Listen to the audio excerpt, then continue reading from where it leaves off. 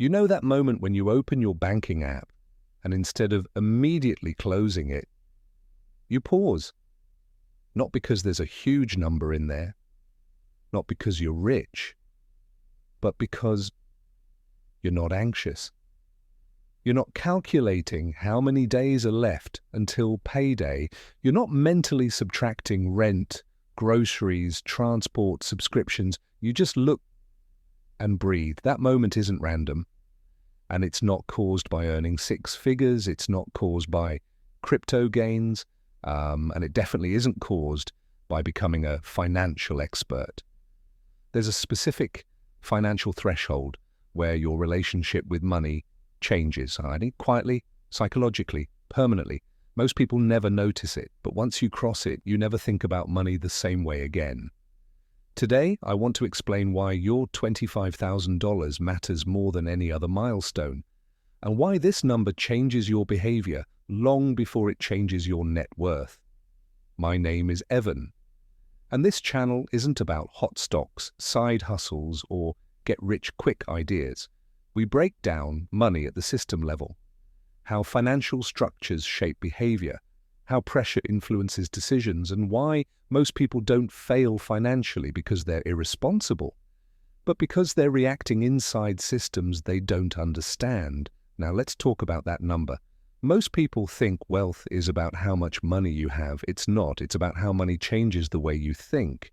There are invisible thresholds in finance, psychological tipping points where the rules change. Below them, money controls you. Above them, you start controlling money. And the first real threshold, the one that separates survival from strategy, is around $25,000 in savings or investments. Not because it makes you rich, but because it changes your operating system.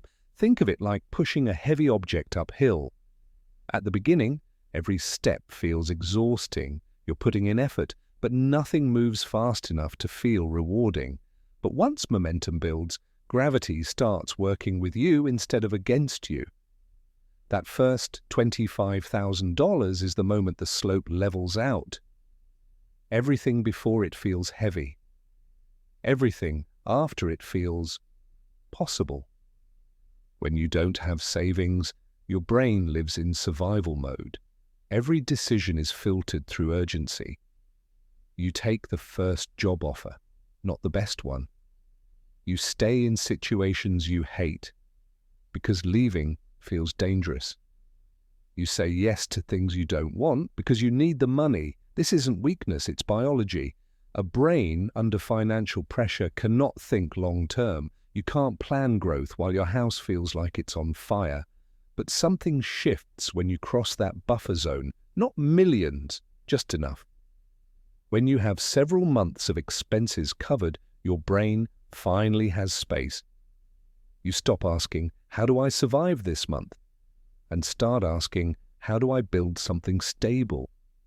That shift alone is worth more than most investment returns. People assume this milestone matters because of compounding. And yes, math plays a role. But the real transformation is psychological. Before $25,000, a 10% return feels meaningless. £200, €300, nice, but irrelevant. After $25,000, returns start to matter. They feel tangible.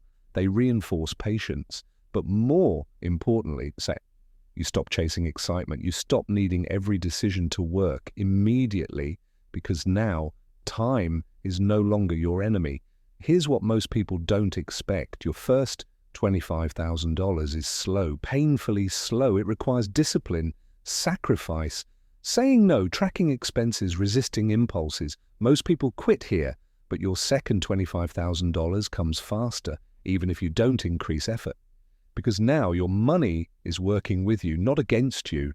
Same behavior, same discipline, different results. And this is where compounding stops being a theory and starts feeling real. And once that feedback loop begins, motivation becomes easier. Saving $25,000 does something far more valuable than building capital. It changes who you believe you are.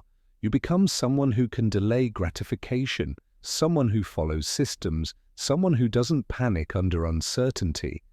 That identity spills into everything. You stop obsessing over small purchases. I would start focusing on big decisions: housing, transport, career leverage, investment structure. You stop optimizing coffee choices and start optimizing your life architecture. This is where real wealth is built. This milestone doesn't just change money, it changes work. When you're living paycheck to paycheck, your employer has leverage. When you have walking away money, even a few months, the balance shifts. You negotiate differently. You push back. You explore opportunities. Not because you plan to quit, but because you can. Confidence increases, risk tolerance improves, opportunities appear, not magically, but because your behavior changes. Here's where many people sabotage themselves. They hit this milestone and immediately spend it. New car, expensive holiday, lifestyle upgrade. That $25,000 is not a reward. It's a foundation. Spend the interest later, spend the optionality later. If you protect this base, it protects every future version of you. Once you cross this line, you stop asking, can I afford this? And start asking, what does this cost me long term? That's the real upgrade, not deprivation, not fear, intentional trade-offs. That's how people quietly build wealth while others stay busy. $25,000 won't make you rich, but it will change how you think, how you decide, how you react. It's the line between surviving money and designing your life around it. If this video helped you see money differently, subscribe. And in the next video, I'll break down how modern platforms are engineered to destroy patience and why most people never realize it's happening. I'll see you there.